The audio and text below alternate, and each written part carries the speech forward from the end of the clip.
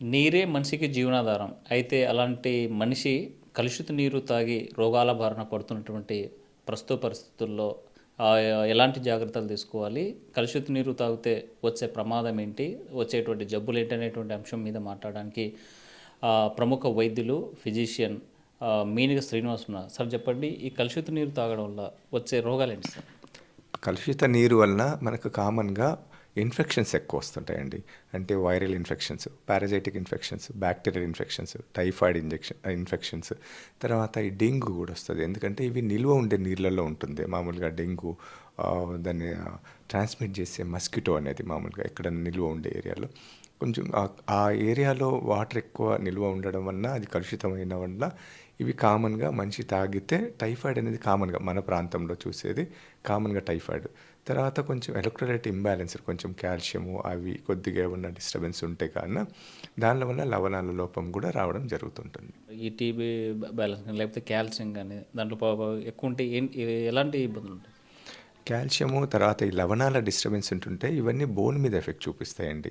అంటే ఈ కాల్షియం అనేది బోన్‌కి మామూలుగా అవసరం. కానీ ఎక్కువ బోన్‌కి ఉండిందనుకోండి, ఎక్కువ బోన్‌లో నిల్వ ఉంటే లేదా బాడీలో ఎక్కువ కాల్షియం శాతం ఉంటే అది గుండె మీద ఎఫెక్ట్ చేయడము, లేదంటే బోన్ తొందరగా విరిగిపోవడం, ఎక్కువ హైపర్ కాల్సినోసిస్ అంటాం. సో, ఈ ఎఫెక్ట్స్ అనేది కామన్‌గా మనము ఎలక్ట్రోలైట్ డిస్టర్బెన్సెస్ వలన గుండె రిథమ్ అనేది డిస్టర్బెన్సెస్ వస్తుంటాయండి. మధ్యకాలంలో మనం వాటర్ ప్లాంట్స్ పెరిగాయి సార్. ప్యూరిఫై వాటర్ తీసుకోవడం వల్ల వచ్చేటువంటి నష్టాలేంటి? ప్యూరిఫైడ్ వాటర్ వలన కొన్ని లవణాలైతే పోతాయండి. కొంచెం టేస్ట్ అవి వస్తుంది గానీ, మనకు ప్యూర్ వాటర్ ఎప్పుడు గూడా టేస్ట్‌లెస్ ఉంటదండి.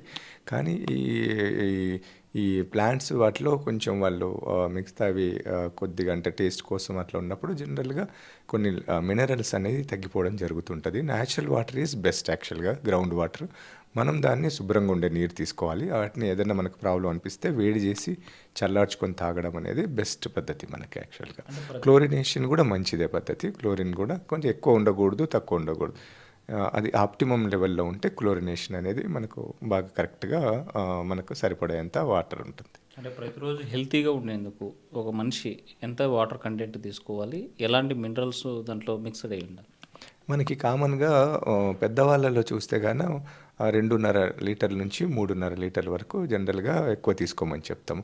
ఇప్పుడు ఎక్కువ ఉన్నాయనుకోండి కాల్షియం అవి ఎక్కువ ఉన్నాయనుకోండి రీనల్ క్యాలిక్యులై అంటాం. అంటే కిడ్నీ స్టోన్స్ కామన్‌గా జరుగుతుంటాయి మనకి. సో, అట్లాంటి వాటికి కాల్షియం శాతము అవి చెక్ చేసుకొని మనం తీసుకోగలిగితే గన కిడ్నీలో అన్నది ఎఫెక్ట్ కాకుండా అంటే కిడ్నీల మీద డ్యామేజ్ పడకుండా కాపాడుకోవచ్చు మనం.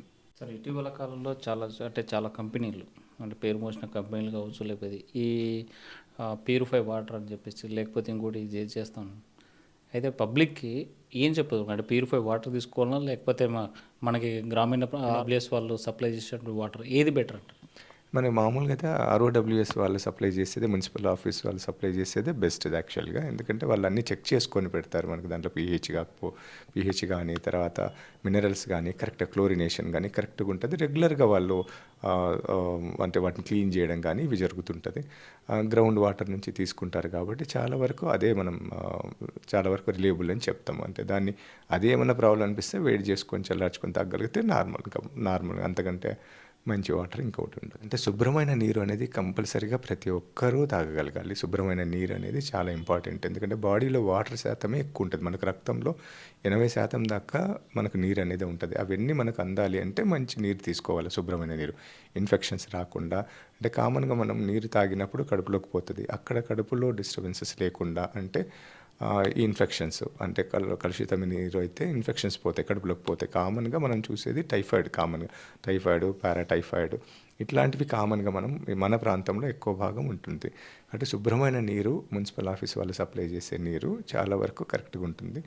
వాటి మీద మనం డిపెండ్ అవ్వడము, వాటిని తీసుకోవడము రెగ్యులర్‌గా చాలా ఉత్తమమైన మార్గం. వాటర్ మనిషి ఎలా తీసుకోవాలి? ఒకేసారి తాగమడం అనేది మంచి పద్ధతి కాదు. కాకపోతే ప్రతిసారి తీసుకోగలుగుతుండాలి. అంటే మనకు మామూలుగా ఏం చేస్తామంటే మనం ఎండాకాలము ఇంకొంచెం ఎక్కువ అవసరం పడతది. కాబట్టి అప్పుడు ఇంకొంచెం ఎక్కువ తీసుకోవాల్సిందొస్తది. కానీ ఒకేసారి తీసుకొని మళ్ళీ గ్యాప్ ఇవ్వడం అనేది ఉండదు. రెగ్యులర్‌గా తీసుకుంటూ ఉండాల్సిందే. అంటే టైం పర్టిక్యులర్ అని కాదు కానీ మనకు దప్పిక అనిపించినప్పుడల్లా తాగాలి. తర్వాత యూరిన్ అనేది నార్మల్‌గా రాగలగాల. యూరిన్ అవుట్‌పుట్ బాగుందనుకోండి మనకి బాగా, అప్పుడు మనకు సరిపడినంత నీరు శరీరంలో ఉంది అని అర్థం. ఈ ఇంకొకటి ఏమంటే మనకు మంచి వాటర్ తీసుకోగలిగితే బాడీ కూడా బాగా అన్ని డిసీజెస్ లేకుండా ఆ, రోగాలు రాకుండా ఉండిపోతుంది. అంటే నీరు తక్కువ తీసుకుంటే కిడ్నీల్లో స్టోన్ వస్తుందనేటువంటిది ఒక ఆ, జరుగుతున్నటువంటి అంశం. అయితే ఎంత నీరు తీసుకుంటే కిడ్నీల్లో స్టోన్ ఫామ్ కాకుండా ఉండే పరిస్థితి? కిడ్నీలలో స్టోన్కి వాటర్ తీసుకోవడం అనేది మెయిన్ ఇంపార్టెంట్, కానీ అదొక్కటే అని కాదు. నీళ్ళల్లో ఉండే కాల్షియం శాతం కావచ్చు, తర్వాత బాడీలో ఉండే మెటబాలిజం కావచ్చు, తర్వాత కిడ్నీ ప్రాబ్లమ్స్ ఉండవలన కావచ్చు, తర్వాత హైపర్ కాల్సియమా, యూరిక్ యాసిడ్, ఫాస్ఫేట్, ఇవన్నీ కూడా దాని మీద మేజర్ రోల్ ప్లే చేస్తాయి అన్నమాట మామూలుగా. సో కామన్గా ఏం చేయాలంటే 3.5 లీటర్ దగ్గరగా మనం తీసుకోగలిగితే తయారైనటివి కూడా కొంతవరకు మళ్ళీ వెళ్ళిపోయే అవకాశాలు ఉంటాయి. సూటిగా ప్రజలకి ఏం చెప్పదలుచుకుంటారు? మంచి నీరు తాగడం అనేది ప్రతి ఒక్కరి యొక్క కర్తవ్యం. ప్రతి ఒక్కరు కూడా మంచి నీళ్ళను చాలా వరకు చాలా వరకు కాదు, కంపల్సరీగా మంచి నీళ్ళే తాగాలి. అది శుభ్రమైనది నీళ్ళు తాగాలి. తర్వాత ఎలాంటి కలుషితం లేని వాటర్ తాగాలి. తర్వాత ఎండాకాలం కొంచెం ఎక్కువ పెంచుకోవాలి, ఎందుకంటే ఆరోగ్యపరంగా కూడా చర్మం నుంచి ఎక్కువ భాగం వాటర్ వెళ్ళిపోతుంది కాబట్టి, ఎవాపరేట్ అవుతుంది కాబట్టి ఎక్కువ తీసుకోవాలి. చలికాలం అట్లనే చలికాలం కూడా బాగా తీసుకోవాలి, ఎందుకంటే చలికాలం జనరల్గా మనకు యూరిన్ ఎక్కువ వస్తుందని తక్కువ వాటర్ తాగుతారు. దానివల్ల రక్తం గడ్డగట్టే కెపాసిటీ ఎక్కువ అవుతుంది. అందుకే కామన్గా మనం హార్ట్ అటాక్స్ ఇవన్నీ కూడా చలికాలం ఎక్కువ చూస్తుంటాం, ఎందుకంటే తక్కువ వాటర్ తీసుకుంటాం. ఎందుకంటే 80% రక్తంలో నీళ్ళ శాతమే ఉండాలి. అది రక్తంని పత్లాగా ఉంచడానికి హెల్ప్ చేస్తుంది కాబట్టి కంపల్సరీగా ప్రతి ఒక్కరు కూడా మంచి నీళ్ళు తాగాలి, శుభ్రమైన నీళ్ళు తీసుకోవాలి. అంటే బయట కాకుండా ఇంట్లోవే చాలా వరకు తాగగలిగితే మంచిది మనకు. రైట్. డాక్టర్స్ ఒకటే చెప్తున్నారు, మంచి శుభ్రమైన నీరు తాగితే ఆరోగ్యంగా ఉంటారు, కలుషిత నీరు తాగితే రోగాల బారిన పడతారు. అయితే ప్రతి ఒక్కరు కూడా చాలా జాగ్రత్త తీసుకోవాల్సినటువంటి అవసరం ఉంది. కలుషిత నీరుకి దూరంగా ఉండండి. మీరు ఒకవేళ తాగాల్సినటువంటి సిచ్యువేషన్ వస్తే కాచి ఉడగట్టి తాగితే ఆరోగ్యంగా ఉంటారని డాక్టర్ చెప్పేటువంటి పరిస్థితి. విడుదల చంద్రశేఖర్తో హుస్సేన్ నాటివి, కర్నూలు.